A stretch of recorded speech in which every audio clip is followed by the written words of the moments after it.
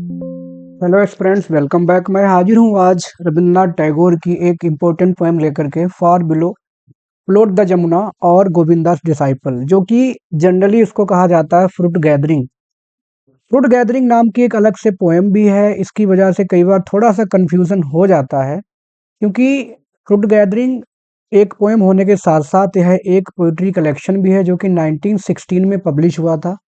और उसी कलेक्शन से ये जो मौजूदा पोएम है, ये पोएम नंबर 12 है, उसी से ली गई है। और टोटल जो कलेक्शन है इस पोइट्री में, जो टोटल पोएम्स हैं, वो 86 पोएम्स आपको देखने को मिलेंगी। हमारी वाली जो पोएम जो हम पढ़ने जा रहे हैं, आप इसके दो टाइटल देख सकते हैं, फार बिलो फ्लोट द जमुना या फिर गोविंदास डिसाइपल। इन दोनों टाइटल से इसको जाना जाता है।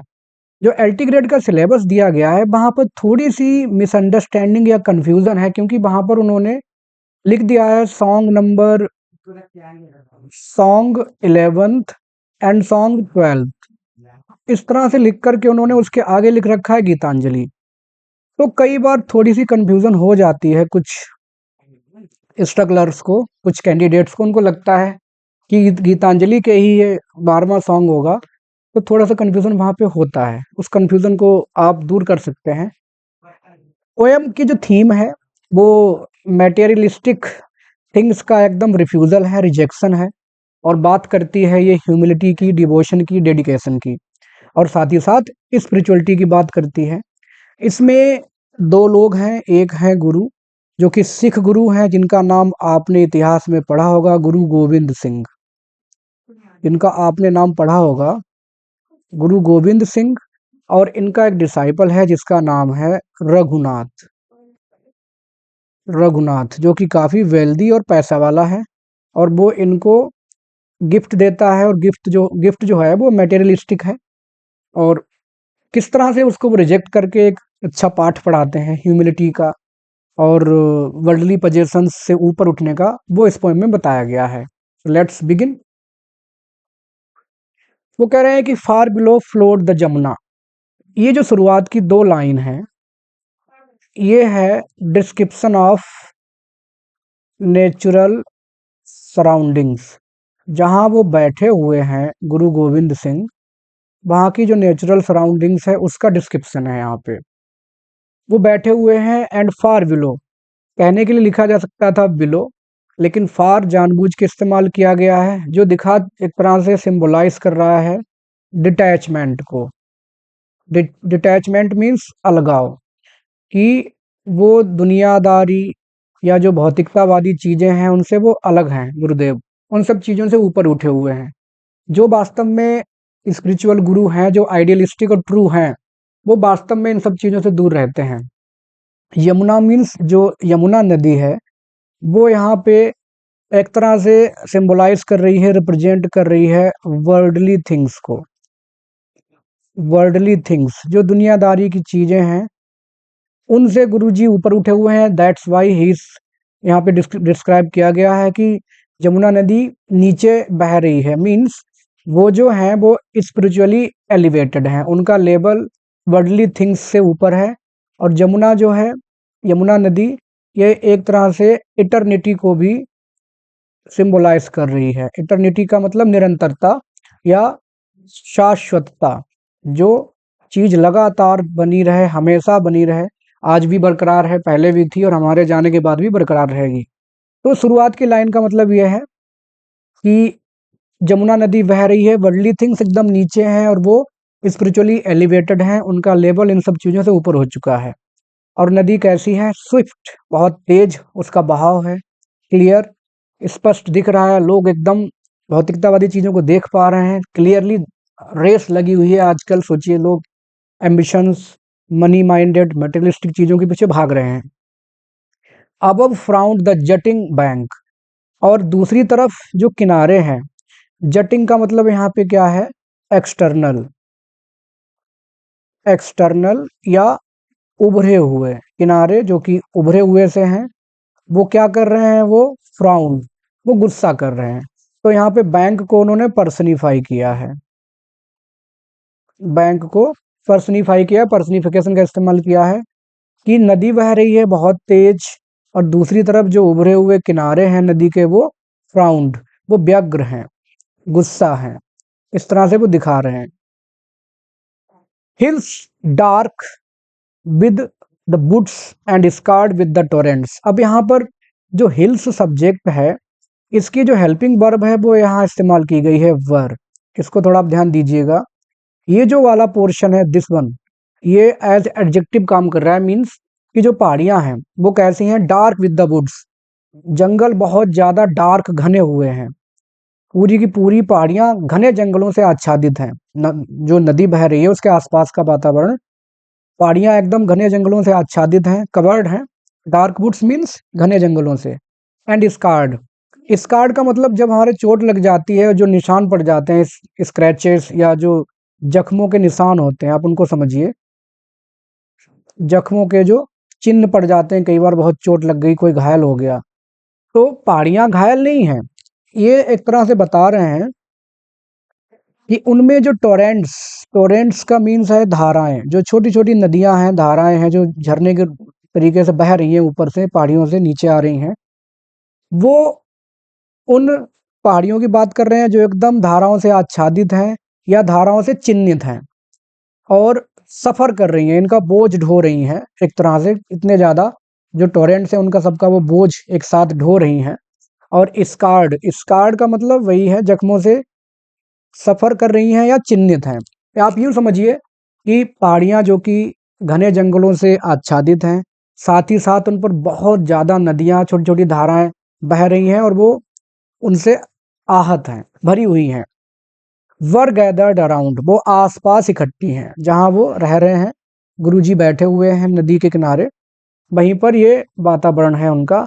और जो हिल्स हैं, हिल्स यहाँ पे सिम्बोलाइज़ कर रही हैं, क्या सिम्बोलाइज़ कर रही हैं? एंशिएंट विज़डम, एंशिएंट विज़डम को सिम्बोलाइज़ कर रही हैं, एक्सपीरियंस को सिम्बोलाइज़ कर रही हैं और मैच्योरिटी को सिम्बोलाइज़ कर रही हैं, जो कहीं न कहीं सोसाइटी में या लोगों में कमी है जिन चीज़ों की, उनको हिल्स सिम्बोलाइज़ कर रही हैं। इस वातावरण में गुरुदेव गुरु गोविंद सिंह बैठे हुए हैं।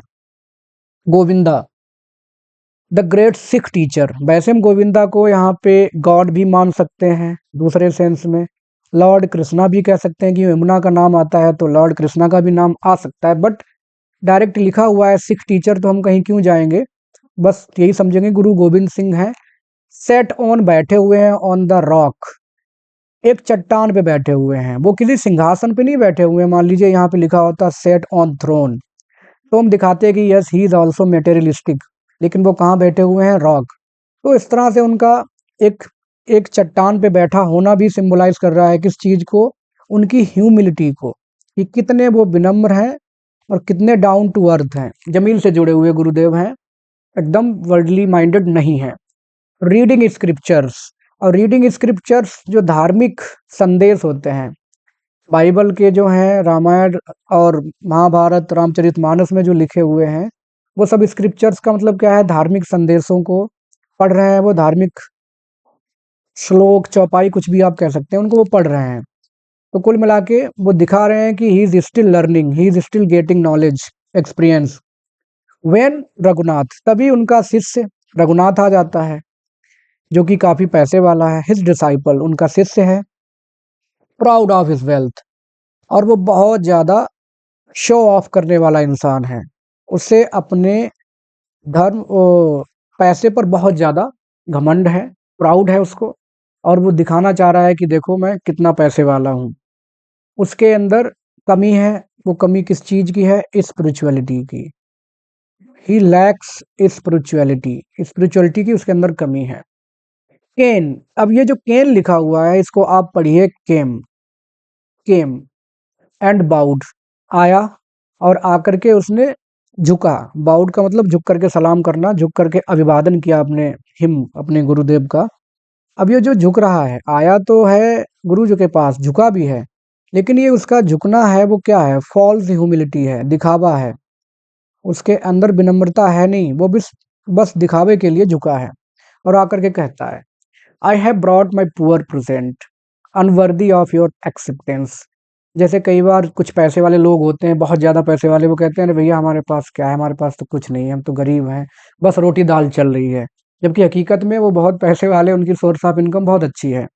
तो वो कई बार कुछ लोग जानबूझ के भी दिखाते हैं, कुछ लोग वास्तव में भी विनम्र होते हैं। ऐसा नहीं है कि सब दिखावा ही करते हों, लेकिन ये भाई साहब यहाँ दिखावा ही करने आए हैं और कहते हैं कि मैं आपके पास एक पुअर प्रेजेंट, मतलब एक छोटा सा, तुच्छ सा, एक तुच्छ सा उपहार आपके लिए लाया हूँ, और ऐसा तुच्छ उपहार है कि शायद आप इसको एक्सेप्ट भी ना करें। ये जानबूझ के कर रहा है, सिर्फ दिखावा कर रहा है, हिपोक्रेसी है, ढोंग कर रहा है वो, कि मैं जो लेकर आया हूँ शायद आप उसको एक्सेप्ट ना करें। तो वो जानबूझ के कह रहा है।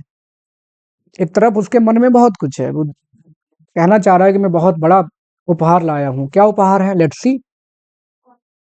दस सेइंग, ऐसा कह के उसने अभिवादन किया, और ऐसा कहते हुए ही डिस्प्लेड, डिस्प्लेड का मतलब शोड, शोड ऑफ, उसने दिखावा किया बिफोर द टीचर गोविंद, जो गुरु गोविंद है उनके सामने की बात है। A pair of gold bangles, वो कंगन लेके आया है स्वर्ण के, गोल्ड मतलब स्वर्ण या सोना, रॉट विद कॉस्टली स्टोन्स, और जो कि जड़े हुए हैं, जड़ित, रॉट का मतलब यहाँ पर जड़ित या गढ़े हुए, कॉस्टली स्टोन्स, और उसमें बहुत ही ज़्यादा मूल्यवान पत्थर लगे हुए हैं, जो कि आप कह सकते हैं कि it's a display of his wealth, है ना, फ्यूटिल डिस्प्ले ऑफ हिज वेल्थ, वो दिखा रहे हैं। अब क्योंकि शिष्य लाया है, तो उन्होंने ऐसा एकदम से रिजेक्ट नहीं किया, उसके प्राइस का थोड़ा सम्मान रखते हुए उन्होंने अपने हाथों में लिया। मास्टर मतलब यहाँ पे वही अपने गुरु गोविंद सिंह, उन्होंने उसको प्राइस को हाथ में लिया। वन ऑफ देम, दोनों कंगनों में से एक को लिया, और ट्विरलिंग इट राउंड, ट्विर्ल का मतलब होता है घुमाना। जैसे कई बार हम लोग अपने हाथ में कुछ चाबी का गुच्छा या कुछ और जो गोल सा रिंग टाइप उंगली डाल के उसको यूं ही घुमाते रहते हैं कैजुअली, तो वैसे उन्होंने अपनी उंगली के आसपास उसको घुमाते हुए, ट्विरलिंग मीन्स घुमाते हुए, राउंड हिज फिंगर, और जब वो घुमाया उन्होंने उसको, तो क्या होता है, जो डायमंड्स उसमें जड़ित हैं, सोने में एक तो स्वर्ण का है, ऊपर से डायमंड्स में जड़ित हैं, डार्टेड, डार्टेड का मतलब यहाँ पे क्या है, फेंकना, डार्टेड मीन्स फेंकना, और शैफ्ट्स का मतलब हो जाएगा रेज, किरणें, कि जब उन्होंने उस कंगन को घुमाया तो उसमें जो डायमंड्स जड़ित हैं उनसे बहुत सारी प्रकाश की, मतलब चौंध आप कह सकते हैं, कि बहुत सारी किरणें डायमंड से निकली, बहुत तेज निकली। जैसे कि कोई अपनी टॉर्च ले लो आप अंधेरे में, और उसको आप इधर उधर घुमाइए, हिलाइए, तो ऐसा लगेगा कि जो लाइट्स रेज हैं वो इधर उधर घूम रही हैं। तो उस तरह से, क्योंकि वो जो उपहार है उसका, वो बहुत ज़्यादा कॉस्टली है और दिखावे वाला है, फुल ऑफ मतलब डैज़लिंग, डैज़लिंग है एकदम, जिसको आंखें चौंधिया जाएं जिसको देख करके, इस तरह का उसने उपहार ला करके दिया। गुरुदेव उसको घुमा रहे हैं अपनी उंगली में, अचानक से suddenly it slip from his hand, अचानक से उसके हाथ से एक जो बैंगल घुमा रहे थे स्लिप होती है, and rolled down the bank, और लुढ़कते हुए डाउन द बैंक, उस किनारे से, इनटू द वाटर, और डायरेक्ट नदी में, वाटर का मतलब यहाँ जमुना नदी में ही जाकर वो चूड़ी गिर जाती है। जैसे ही गिर जाती है, रघुनाथ एकदम चिल्लाता, अरे अलास, स्क्रीम्ड, प्राइड, रघुनाथ चिल्लाया। अब उसकी ये जो चीख है, ये रिप्रेजेंट कर रही है उसका टेम्पटेशन, कि कितना ज़्यादा वो लालची है, टेम्पटेशन, या उसका जो अटैचमेंट है, ऑब्सेशन है अपने उस प्राइस को लेकर के। लाया तो गुरुदेव के लिए था, दिखाने के लिए कि देखो मैं कितना पैसे वाला हूँ, लेकिन जब नदी में गिर गई तो वो एकदम पागल सा हो गया, चिल्लाया, and jumped into the stream, और तुरंत नदी में कूद गया। कि मीन्स यहाँ पर नदी की धारा में कूद गया, उसको ढूंढने के लिए, चूड़ी को ढूंढने के लिए, कंगन को ढूंढने के लिए। The teacher said his eyes upon his book, जो गुरु हैं उन्होंने अपनी नजरें फिर से अपनी बुक जो पढ़ रहे थे पहले ही, स्क्रिप्चर्स वाली, उस पे उन्होंने अपनी नज़र दौड़ाई, और ध्यान दिया। And the water held and hid what it stole, और नदी में जो चूड़ी गिरी उसने उसको जकड़ लिया और छिपा लिया पानी में। एक तरह से मान के चलिए उसको, यहाँ पे नदी को उन्होंने पर्सनिफाई कर दिया है। व्हाट इज स्टोल, जो इसने चुराया, हालांकि चुराया नहीं है नदी ने, वो जानबूझ के एक तरह से गुरुदेव ने उसको दिखाया कैजुअल है, लेकिन जानबूझ के ही कहीं ना कहीं गिरा दिया। एंड वेंट इट्स वे, और नदी की धारा अपने रास्ते पे चलती गई चलती गई। तो ये जो एक्टिविटी है इसका मतलब ये है कि नेचर जो कुछ भी है, सब कुछ नेचर एक्सेप्ट्स एवरीथिंग। आप, कई बार हम कूड़ा फेंकते हैं वो भी गल जाता है, खाद डालते हैं जमीन में वो भी अवशोषित हो जाती है, बीज डालते हैं तो उससे पौधे निकलते हैं। तो कुदरत का अपना एक डेकोरम है, अपनी एक एक्टिविटी है, और कुदरत सब कुछ एक्सेप्ट कर लेती है what we throw at it.